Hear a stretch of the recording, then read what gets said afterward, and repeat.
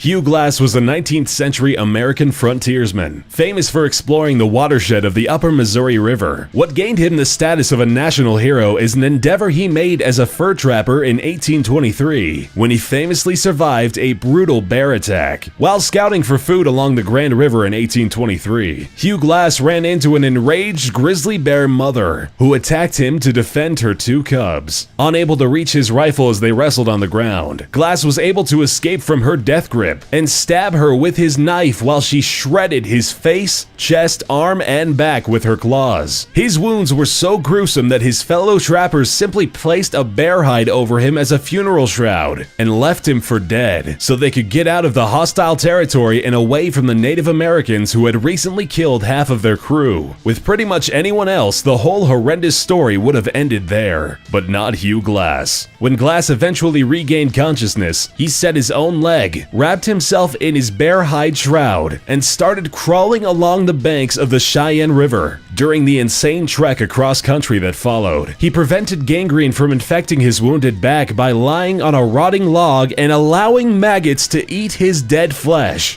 He sustained himself by killing and eating rattlesnakes, and crawled overland for 6 weeks until he reached civilization, which was baffled and impressed to see him alive.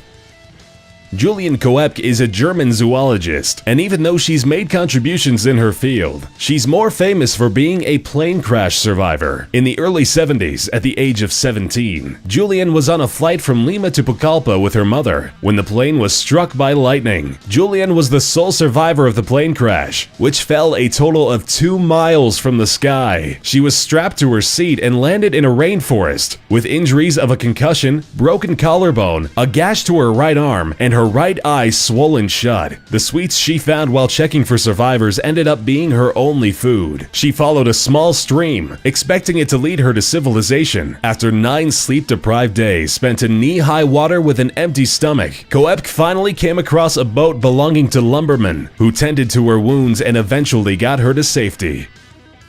Simo Hajuha was a Finnish farmer and hunter living on the present-day border between Finland and Russia, who joined the Finnish militia at the early age of 20. This seemingly average young man turned into a legendary sniper, nicknamed White Death. Hajuha was a remarkable shot who broke all known records. During a 100-day period, he managed to kill 500 soldiers of the Red Army, reaching a remarkable number of 5 successful hits per day. Hajuha operated during the very few daily hours of sunlight, in white camouflage, in temperatures between -40 and -20 degrees Celsius. The Soviets put his murder as a priority and attempted to kill him with counter-snipers and artillery strikes, but failed repeatedly. In March 1940, Hajuha was finally hit. An explosive bullet hit him in the lower left jaw and took off half of his face. Still, Hajuha didn't die. Remarkably, he pulled through and lived to see the end of the fighting. Even though the bullet had crushed his jaw and blew off his left cheek, Hajuha managed to make a full recovery.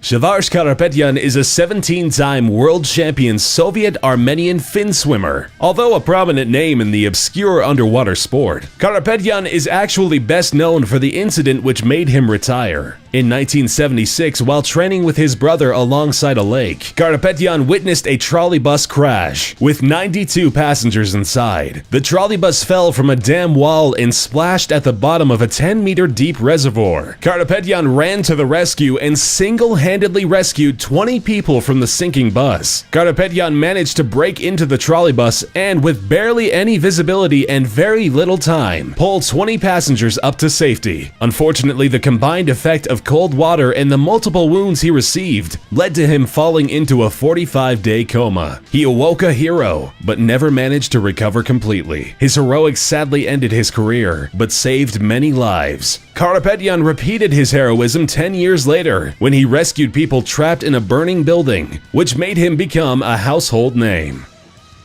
Roy Benavidez was a former member of the United States Army Special Forces who was awarded the Medal of Honor for his actions in Vietnam. He is best known for surviving the impossible. He went to save his comrades who were outnumbered. The helicopter couldn't land because of the intense small arms fire, so he jumped from the hovering helicopter around 30 to 50 feet in the air. He then had to run 75 meters to his comrades, where he was shot in the leg, face, and head on the way. Once he got there, he started rescuing his squad mates, and while he was doing so, got shot in the gut and took a grenade to the back. After all of this, he was miraculously still mobile and still going. Roy then found out the helicopter he previously jumped from had crashed, so he went and rescued the wounded pilot from the wreckage and proceeded to call in airstrikes and call for another rescue attempt. He was shot in the thigh a couple more times, and on his trip to the backup rescue chopper, he was beaten and stabbed by an enemy, who he then killed in hand-to-hand combat. Once he finally made it back to the chopper, he then allowed his comrades to pull him in. When they arrived back to the base, he was pronounced dead and put into a body bag. As they were zipping up the body bag, he had only the strength to spit to let them know he was still alive. He survived these wounds and received the Medal of Honor.